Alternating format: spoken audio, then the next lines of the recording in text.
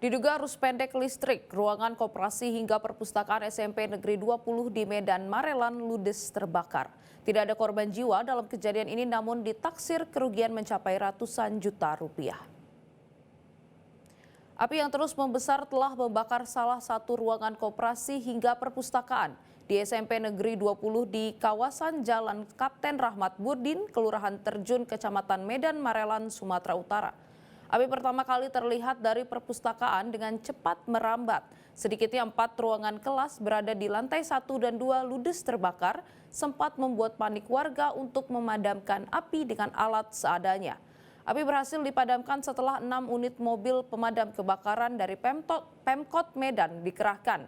Kebakaran diduga arus pendek listrik yang baru saja direnovasi hingga merambat ke 3 ruangan kelas berada di lantai 1 dan 2. Petugas kepolisian dari Polsek Medan Labuhan telah memeriksa sejumlah saksi dan ditaksir kerugian mencapai ratusan juta rupiah.